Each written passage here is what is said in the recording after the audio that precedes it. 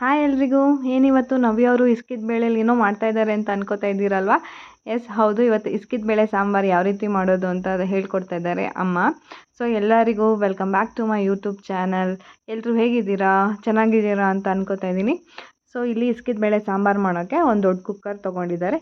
ಅದಕ್ಕೆ ಒಂದು 5 ಟೇಬಲ್ ಸ್ಪೂನಷ್ಟು ಎಣ್ಣೆ, ಜೀರಿಗೆ, ಸಾಸಿವೆ ಸೇರಿಸ್ಕೊತಾ ಇದ್ದಾರೆ.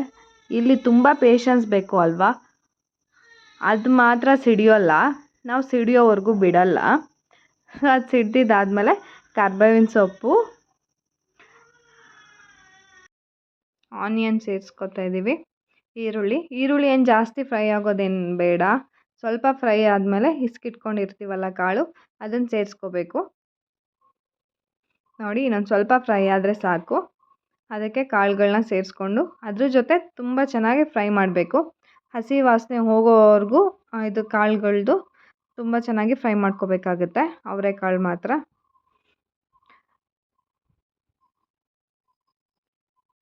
ಈ ರೆಸಿಪಿ ನಮ್ಮಮ್ಮ ಅವರು ನಮ್ಮ ಅಜ್ಜಿಯಿಂದ ಕಲ್ತ್ಕೊಂಡಿರೋದಂತೆ, ಅಂದರೆ ಅಮ್ಮನ ಅತ್ತೆ, ನಮ್ಮ ಅಪ್ಪಾಜಿಯವರ ಅಮ್ಮನಿಂದ.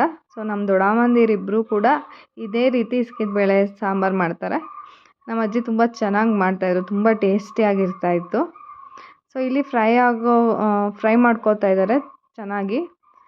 ಅವರೆಕಾಳು ಹಸಿ ವಾಸನೆ ಎಲ್ಲ ಹೋಗಬೇಕು, ಅಲ್ಲಿವರೆಗೂ ಫ್ರೈ ಮಾಡ್ಕೋಬೇಕು.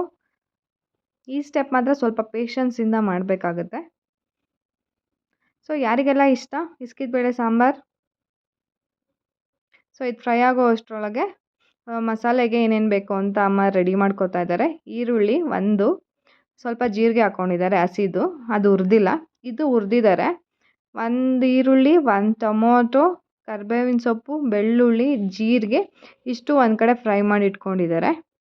ಇದೆರಡೂ ಸೇರಿಸಿದ್ದಾರೆ ಇವಾಗ, ಹಸಿದು ಪ್ಲಸ್ ಫ್ರೈ ಮಾಡಿರೋದು. ಅದಕ್ಕೆ ಕಾಯಿ, ಧನಿಯಾ ಪುಡಿ, ಖಾರದ ಪುಡಿ ಮನೇಲೇ ಮಾಡಿರೋದು. ಸೊ ಅದು ತುಂಬ ಖಾರ ಇದೆ ಅಂತ ಸ್ವಲ್ಪನೇ ಹಾಕ್ಕೊಂಡಿದ್ದಾರೆ ಅಮ್ಮ. ಸೊ ಇಷ್ಟನ್ನೆಲ್ಲ ಸೇರಿಸ್ಕೊಂಡು ರುಬ್ಕೋಬೇಕಾಗತ್ತೆ. ಅದಕ್ಕೆ ಸ್ವಲ್ಪ ಗಸಗಸೆ, ಸ್ವಲ್ಪ ಕಡಲೆ ಹಾಕ್ಕೊಂಡು ರುಬ್ಕೊಂಡು, ಮತ್ತು ಕೊತ್ತಂಬರಿ ಸೊಪ್ಪು ಹಾಕ್ಕೊಂಡು ಚೆನ್ನಾಗಿ ರುಬ್ಕೋಬೇಕು, ಫೈನ್ ಪೇಸ್ಟ್ ಥರ. ಇವಾಗ ರುಬ್ಬಿರೋದು ರೆಡಿ ಆಗಿದೆ ನೋಡಿ. ಇವಾಗ ಕಾಳುಗಳ ಜೊತೆ ಇದನ್ನು ಸೇರಿಸಿ ಚೆನ್ನಾಗಿ ಕುದಿಸ್ಕೋಬೇಕು. ಇದನ್ನು ಅಮ್ಮ ಹಿಂಗೆ ಓಪನಾಗೇ ಮಾಡ್ತಾರೆ, ಕುಕ್ಕರಲ್ಲೆಲ್ಲ ವಿಜಲ್ ಕೂಗ್ಸಲ್ಲ, ಓಪನಾಗೆ ಅಮ್ಮ ಬೇಯಿಸ್ತಾರೆ. ಬೇಗನೆ ಬೇಯುತ್ತೆ, ತುಂಬ ಟೈಮ್ ಏನು ತೊಗೊಳ್ಳಲ್ಲ. ಸೊ ನಿಮಗೆಲ್ಲರಿಗೂ ಯಾವ ರೆಸಿಪಿ ಇಷ್ಟ ಇಸ್ಕಿದ ಬೇಳೆಲಿ?